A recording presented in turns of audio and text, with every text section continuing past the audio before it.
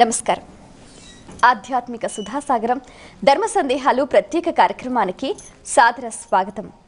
దత్తాత్రేయం మహాత్మానం వరదం భక్తవత్సలం ప్రపన్నార్తిహరం వందే స్మతృగామి సనోవతు. స్మరించినంత మాత్రానే సంతుష్టి చెంది సమీపించేవాడు దత్తాత్రేయుడు. అనసూయాదేవి పాతివ్రత్యానికి అత్రి మహర్షి తపస్సుకు మెచ్చి తనను తాను దత్తం చేసుకున్న త్రిమూర్తి స్వరూపుడు దత్తాత్రేయుడు. నిత్యుడు, సత్యుడు, అనంతుడు, అమోఘ చైతన్య స్వరూపుడు, ధర్మదీపకుడు, కర్మకారకుడు అయిన ఆ స్వామి అవధూత సంప్రదాయానికి ఆద్యుడిగా నిలిచి జగద్గురువై సర్వ మానవాళికి మార్గదర్శకుడయ్యారు. మరి ఆ స్వామివారు ఉద్భవించిన మార్గశిర శుద్ధ పౌర్ణమి దత్త జయంతి. ఈ నేపథ్యాన్ని పురస్కరించుకొని ప్రేక్షకులు అనేక సందేహాలను మన ఈ కార్యక్రమానికి ఉత్తరాల ద్వారా ఈమెయిల్స్ రాసి పంపించారు. వాటన్నిటికీ శాస్త్రీయ సమాధానాలు అందించడానికి మన ముందున్నారు ఆర్ష విద్యా తపస్వి, ఆది శంకరాచార్య భక్త సమాజ వ్యవస్థాపకులు, ఆధ్యాత్మికవేత్త, మీ అందరికీ సుపరిచితులైన శ్రీనివాస బంగారయ్య శర్మ గారు. వారితో మాట్లాడి మరిన్ని విషయాలు వారి మాటలో తెలుసుకుందాం. ఈనాటి కార్యక్రమాన్ని ప్రారంభిద్దాం. నమస్కారం అండి. నమస్తే అమ్మా. మొదటి ఉత్తరం చూద్దామండి. వైజాగ్ నుంచి కళ్యాణి రాస్తున్నారు. దత్తాత్రేయ స్వామి అవతరణ గురించి వివరించండి అంటూ రాస్తున్నారు. దత్త జయంతి అనగానే గురువులకే గురువు, గురుదేవుడైనటువంటి ఆ మహానుభావుడి యొక్క ఉద్భవము జరిగినటువంటి రోజు. ఆయన ఎప్పుడూ ఉన్నవాడే, ఒక రూపములో అక్కడ ఉద్భవించి కనిపించాడు. దదానం అని ఎంత చక్కగా చూడం. అక్కడ మాలాం, కుండీం, డమరుం, శంఖం, చక్రం, సుదర్శనం ఏమి చూపిస్తున్నారు అంటే బ్రహ్మదేవుడికి ఉండేటటువంటి ఆ చక్కటి ఆయన చేతిలో ఉండేటటువంటివి మాల, కుండి, ఈ రెండు ఉంటాయి కమండలం. తర్వాత ఢమరము, శంఖము, ఈ రెండు శూలము ఎవరి దగ్గర ఉంటాయి? పరమేశ్వరుడి దగ్గర. శంఖము, సుదర్శనము సాక్షాత్తు విష్ణుమూర్తి దగ్గర. ఈ ముగ్గురి కంటే అతీతుడు కాదు అని చెప్తూ మాలాం కుండీంచ ఢమరం దధానం భక్తవరదం అని, ఆ దధానం భక్తవరదం దత్తాత్రేయం నమామ్యహం అని చెప్తారు. ఆ దత్తాత్రేయుడు అంతటి మహానుభావుడు. ఇలా కోరినంత మాత్రానే వరాలను ఇస్తాడు. అలాంటి మహత్తరమైన అవతారము ఉద్భవించినటువంటి రోజు ఇవాల్టి రోజు. ఇవాళ చాలా విశేషము, ప్రత్యేకత ఏమిటి అంటే ఆయనని ఉద్భవింపచేయడం కోసం చాలా గొప్ప తపస్సునే ఆచరించారు. ఎవరు? అత్రి, అనసూయలు. ఆ అత్రి ఎంత గొప్ప ఘోరమైనటువంటి తపస్సును ఆచరించాడయ్యా అంటే ఈ పరమాత్మని పొందడానికి చాలా నిష్ఠగా, చాలా తపస్సుగా ఆచరించాడు. ఆ తర్వాత వీళ్ళిద్దరి తపస్సు అలా కొనసాగుతూనే ఉంది.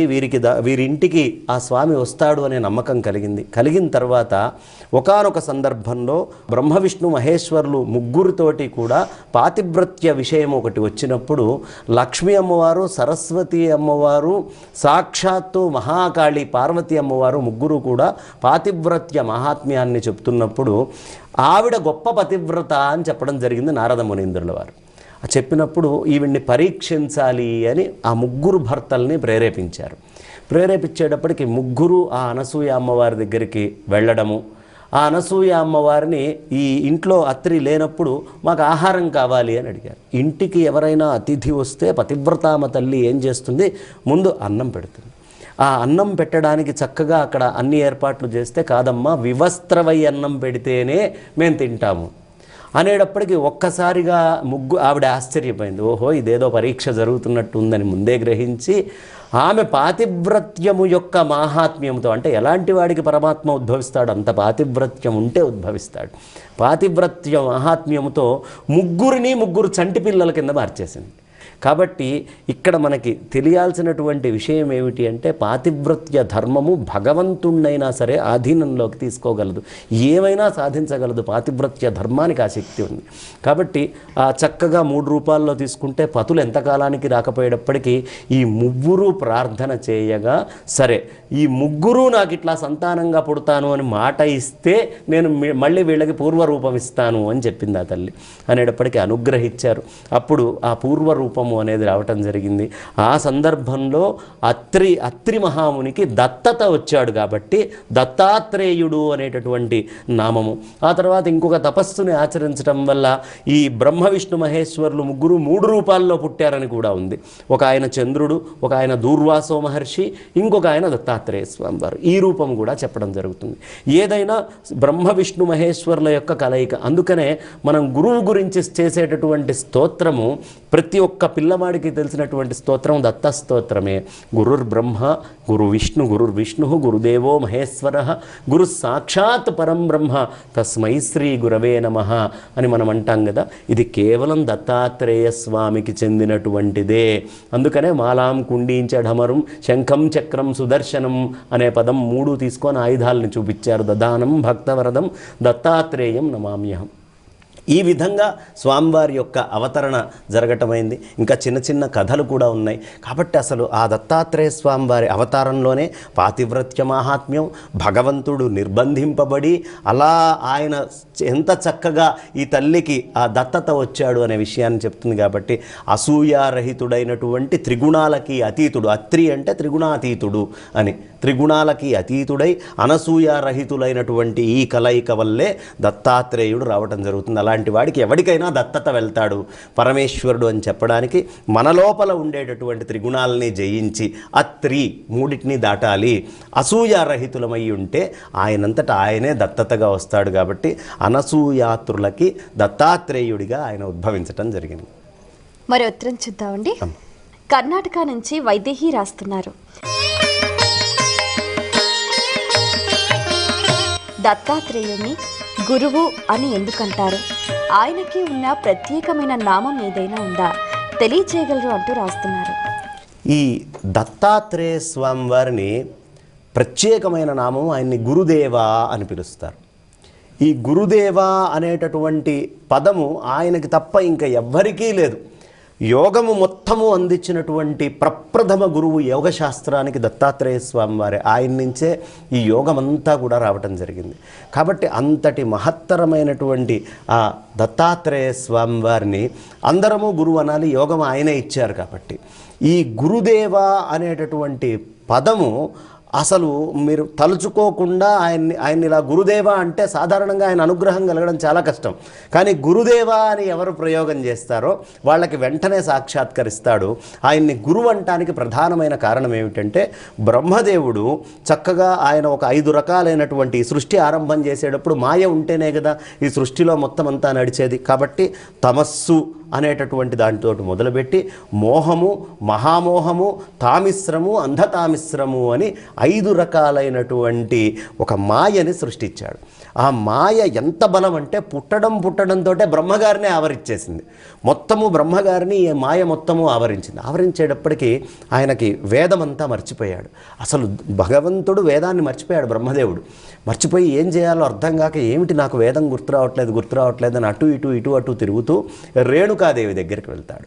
రేణుకాదేవి దగ్గరికి వెళ్ళి రేణుకాదేవి యొక్క ప్రార్థన చేస్తే ఆవిడ దత్తాత్రేయుడిని ఆహ్వానం చేస్తే ఇదిగో ఈవిడే అష్టమూర్తి స్వరూపమని ఆ తల్లిని చూపించి ఒక్కసారిగా ఆయన ధ్యానము చేయటము, ఆ రూపము చూడడంతో ఆయన నుంచి అనఘాదేవి నుంచి అమ్మవారిలోకి ఈ పూర్తిగా వేదము వెళ్ళడం, ఆ రేణుకాదేవి దర్శనంతో మళ్ళీ ఒక్కసారిగా బ్రహ్మదేవుడికి వేదాలన్నీ గుర్తొచ్చినాయి.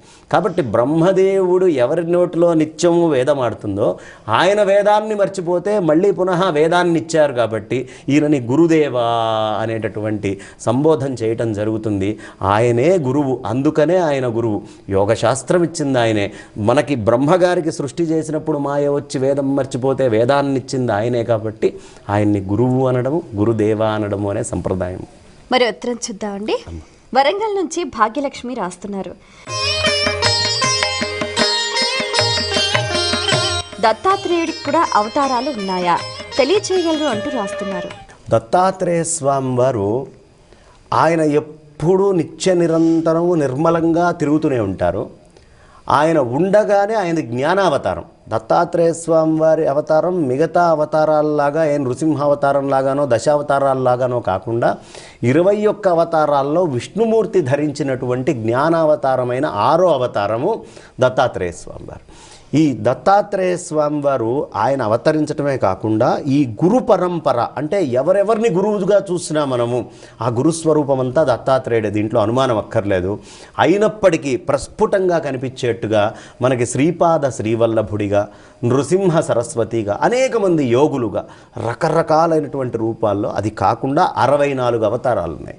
దత్తాత్రేయ స్వామి వారికి 64 రూపాలు, 64 రకాలైనటువంటి విగ్రహ శైలులు, 64 తత్వాలతోటి కూడినటువంటి అవతారాలు. కాబట్టి దత్తాత్రేయ స్వామి వారికి చాలా అవతారాలు ఉన్నాయి.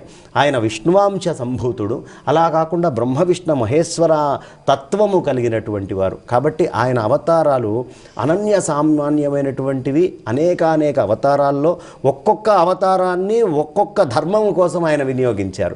అందుకనే మన అదృష్టం ఏమిటంటే ఎప్పుడో కృతయుగంలో ఉద్భవించినటువంటి దత్తాత్రేయుడు ఈ మధ్య కాలంలోనే శ్రీపాద శ్రీవల్లభుడిగా, ఆ తర్వాత నృసింహ సరస్వతిగా, ఇంకా అనేకమైనటువంటి యోగులుగా, మనకి ఎంతోమంది యోగుల పేర్లు చెప్పుకోవచ్చు. అంతమంది యోగులుగా ఆయన అంశతోటే ఆయన ఉద్భవించటం జరిగింది. అయినప్పటికీ ఇవాళకి దత్తాత్రేయ స్వామి వారు ఆ మూల రూపముతోటే సహ్యాద్రి పర్వతాల్లో సంచరిస్తూ ఉన్నారు. ఆ సహ్యాద్రి పర్వతం అంత సుభిక్షంగా ఉండడానికి నాకు భక్తితోటి చక్కగా ఈ సహ్యాద్రి పర్వతాలన్నింటినీ కూడా చూపించినటువంటిది భక్తి టీవీ కృష్ణా పుష్కరాల సమయంలో. అక్కడ పుష్కరం దగ్గర నుంచి మొదలు పెడితే ఆ స్వామివారి యొక్క నరసోబావాడి ఈ తత్వాన్నంతా కూడా నిజంగా, అందుకని నేను ఎప్పుడు భక్తి టీవీ కృతజ్ఞతలు చెప్పుకోవాలి. మొదటిసారి నేను ఈ ఛానల్ ద్వారా అక్కడికి వెళ్ళటం జరిగింది.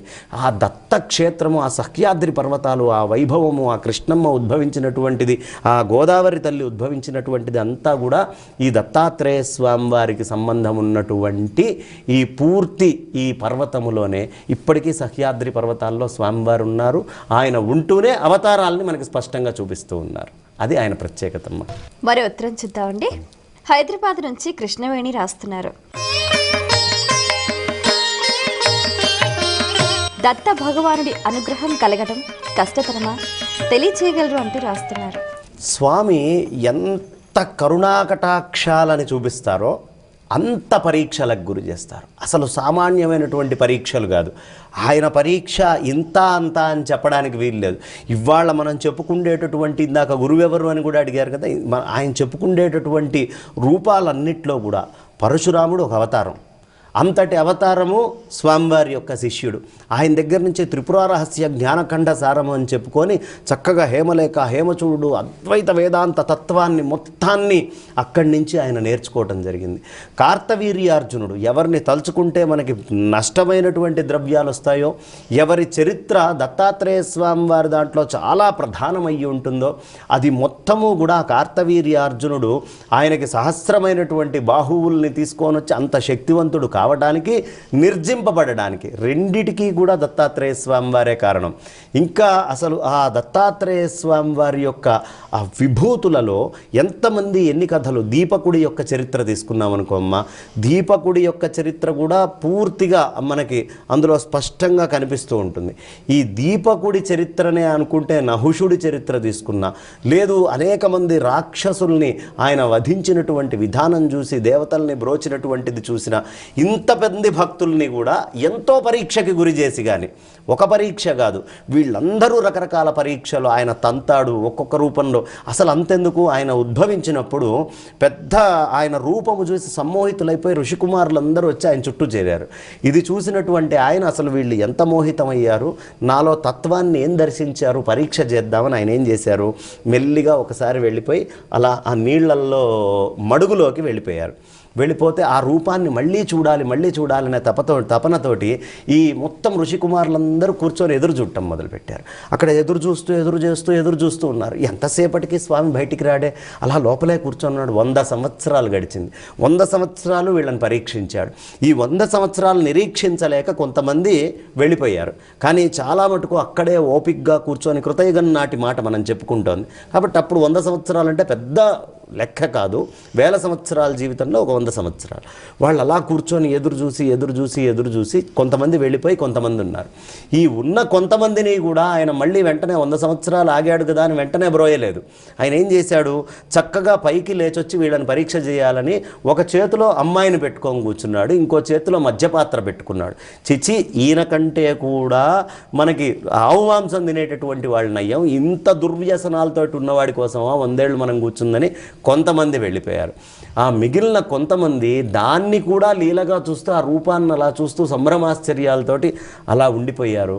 వెంటనే వాళ్ళందరినీ కూడా ఆయన అనుగ్రహించాడు. ఆయన అంత తొందరగా దొరకరు, ఎంతో మనలోనే తిరుగుతూ ఉంటారు, మన చుట్టే తిరుగుతూ ఉంటారు, మన ఇంటికి భిక్షకు వస్తూ ఉంటారు. గురుస్వరూపం అంటే అది. మనకు ఖచ్చితంగా ఆయన్ని కొలిచే ప్రతివాడి దగ్గరికి ఆయన ఏదో ఒక రూపంలో వస్తూనే ఉంటారు. ఆ వచ్చినటువంటి వాడిని గుర్తించలేనటువంటి స్థితిలో మోహముతోటి ఉండేట్టుగా ఉంటారు. ఎప్పుడు ఉన్మత్తం, ఒకసారి బాలుడిలాగా ఉంటారు, ఓసారి ఉన్మత్తుడిలాగా ఉంటారు, ఓసారి పిశాచ అవస్థలో ఉంటారు. ఇలా రకరకాలైనటువంటి అవతారాలు ఆయన తీసుకుంటూ ఎప్పుడూ కూడా పరీక్ష చేస్తూనే ఉంటారు. ఆ పరీక్షలో బ్రోస్తూ ఉంటారు. దీపకుడిది కూడా ఎంత గొప్ప కథమ్మ, ఎంత పరీక్ష చేస్తారు ఆయన. కాబట్టి ఆ పరీక్షలన్నిటినీ తట్టుకున్న వాడికి మాత్రమే ఫలితం లభిస్తుంది. ఎందుకు అంటే ఒక యూనివర్సిటీ నుంచి మీరు డిగ్రీ తెచ్చుకోవాలి అంటే మీ గురువులు నిత్యము అనేకమైన పాఠాలు మీకు చెప్పాలి, చెప్పిన తర్వాత దాని మీద పరిశ్రమ చేయాలి, విశేషమైన కృషి చేస్తే తప్ప ఒక డిగ్రీ రాదు. అలాంటిది గురువు దగ్గర నుంచి ఒక సర్టిఫికెట్ తీసుకోవాలన్నా, ఒక ఆశీస్సులు తీసుకోవాలన్నా, ఏదైనా చెయ్యాలన్నా అసలు ఈ శిష్యుడు పరీక్షలకి నిలుస్తాడా నిలవడా అని పరీక్షించి బ్రోచేటటువంటి తండ్రి. కానీ ఆయన ఒక్కసారి అనుగ్రహించిన తర్వాత ఇంకా ప్రపంచంలో ఇంకా ఎవరిని యాచించాల్సిన పని లేదు, ఇంకొకళ్ళ దగ్గరికి వెళ్ళి కొత్త విషయాన్ని నేను తెలుసుకోవాల్సిన పని లేదు. ఇస్తే అత్యుత్తమమైన జీవన్ముక్త స్థితినే ఇచ్చేటటువంటి తండ్రి దత్తాత్రేయ స్వామి వారు. ఇది ఆయన ప్రత్యేకత. మరి ఉత్తరం చూద్దామండి. నిర్మల్ నుంచి స్నేహలత రాస్తున్నారు. దత్తాత్రేయుణ్ణి స్త్రీలు కూడా ఉపాసించవచ్చా, తెలియచేయగలరు అంటూ రాస్తున్నారు. అసలు దత్తాత్రేయ స్వామి ఉపాసనకి స్త్రీలు పురుషులు అనేటటువంటి భేదమే లేదు. ఏ ప్రాణి అయినా ఆ మాటకొస్తే జీవుడయ్యి ఉంటే చాలు. ఆయనకి కులముతోటి కానీ మతముతోటి కానీ లేదు, ఇంకా దేంతోటి సంబంధమే లేదు. ఆయన అవధూత స్వరూపము. అవధూతలకి ఎప్పుడూ దేంతోటి సంబంధం ఉండదు. కాబట్టి దత్తాత్రేయుడికి స్త్రీ పుం భేదము ఎప్పుడూ లేదు. ఆయన్ని ఎవరైనా ఆర్తితోటి కొలవాలి, భక్తితోటి కొలవాలి. ఆయన పరీక్షలకి ఎప్పుడూ సంసిద్ధులై కొలవాలి. ఆ సిద్ధమై పరిపూర్ణంగా మనస్సుని, వాక్కుని, శరీరాన్ని, మూర్తికి, మూడింటిని, తన్ను మన ధన్, ఈ మూడిటిని కూడా ఎవరు స్వామికి చక్కగా సమర్పిస్తారో, ఆ మనోవాక్కాయ కర్మలు అన్నీ ఒకటై గురువునే సేవిస్తారో వాళ్ళకి ఖచ్చితంగా దత్తాత్రేయ స్వామి వారి అనుగ్రహం కలిగి తీరుతుంది. దీంట్లో ఆడా మొగ లేదు. ఈ జీవుడు ఇప్పుడు ఆడా మొగ, వచ్చే జన్మలో ఆడా మొగ జంతువా ఎవరు చెప్పగలరు? కాబట్టి ఈ జీవిని తరింపజేసేటటువంటి వారు దత్తాత్రేయులు. కానీ ఎప్పుడు రూపాలనో, స్త్రీ రూపమో, పుం రూపమో దీన్ని తరింపజేసేటటువంటి వాడు కాదు. ఏ ప్రాణి అయినా, ఏ జీవి అయినా. అందుకనే అది చూపించడానికి ఆడా మొగ ఏమిటి, 4 వేదాలు 4 కుక్కలలాగా నా పక్కన ఉన్నాయి. ఇదిగో చూశారు కదా, గోమాత ఎప్పుడు నిత్య నిరంతరము నాతోటి ఉంటుంది. కాబట్టి ఆయనకి జంతువులతోటి కానీ, స్త్రీలతోటి కానీ, పురుషులతోటి కానీ, ప్రదేశాలతోటి కానీ సంబంధము లేకుండా ఉండేటటువంటి అవధూత స్వరూపమమ్మ. ఆయన్ని శుభ్రంగా ఆరాధించండి. స్త్రీలని ఇంకా వెంటనే అనుగ్రహించేటటువంటి, ఎక్కువ పరీక్షలు లేకుండా అనుగ్రహించేటటువంటి భగవంతుడు దత్తాత్రేయ స్వామి వారు. చక్కగా గురుచరిత్ర పారాయణం చేసుకోండి. ఆయన్ని అన్ని విధాలుగా కూడా అర్చించండి. మరి ఉత్తరం చూద్దామండి. కుమార్ వైజాగ్ నుంచి రాస్తున్నారు. దత్తాత్రేయుడి భార్య పేరు అనగాదేవ. ఆమె పేరిట వ్రతం ఎందుకు ఆచరిస్తారు, తెలియచేయగలరు అంటూ రాస్తున్నారు. చాలా మంచి ప్రశ్న. ఎక్కువ అనఘాదేవి గురించి మనకు బయట ఎక్కడా దొరకదు. కొంత ఏదో చిన్న చిన్న కథల్లో దొరుకుతూ ఉంటుంది. కానీ అనఘాదేవిని ఆయన ఒక శక్తి. అఘము అంటే పాపము, అనఘ అంటే పాపరాహిత్యము. ఎప్పుడూ పాపరాహిత్యుల్ని ఆయనలో ఐక్యం చేసుకొని ఆయన యొక్క స్వరూపం ఇచ్చేస్తారు. కాబట్టి భార్యగా ఒకటి చెప్పుకోవచ్చు. కానీ మనకి ఈ అనఘాదేవినే మధుమతీదేవిగా మంత్రశాస్త్రంలో చాలా విశేషంగా అనఘ యొక్క ప్రశస్తి చాలా ఉంటుంది. ఆ మధుమతీదేవి గురించి చాలా గొప్పగా చెప్పబడ్డది. ఆ మధుమతీదేవికి మూల బీజాలతోటి రకరకాలుగా ఈ అనఘే ఆ మధుమతి అని, ఆ మధుమతే ఈ అనఘ అని కూడా మనకి చెప్పడం జరుగుతుంది. అనఘా స్వరూపము మధుమతి దగ్గర. కాబట్టి అనఘ అష్టమి వ్రతము అంటారు. ఈ అష్టమి నాడు ఆ అనఘాదేవిని కొలవటము అనేది మొదటి నుంచి కూడా మనకి సంప్రదాయంగా ఉంది.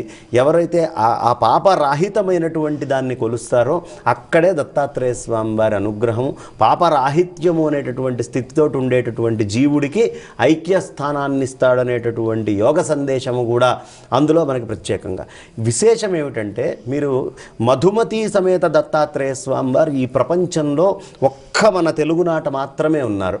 ఈ సాగర్ దాటింగానే మనకి ఎత్తిపోతల, యతి తపోతల అంటారు. అక్కడ త్రివేణి సంగమం 3 చోట్ల నుంచి ప్రదేశంలో నీళ్లు పడి చాలా లోతులకు వెళ్తుంది. దత్తక్షేత్రాలన్నీ కూడా బాగా అడవుల్లో, ఇందాక మీరు పరీక్షలు ఉంటాయా అని అడిగారు కదా, బాగా అడవుల లోపల ఎక్కడ కీకరారణ్యాల్లో పులులు తిరిగే చోట అట్లా ఉంటుంది.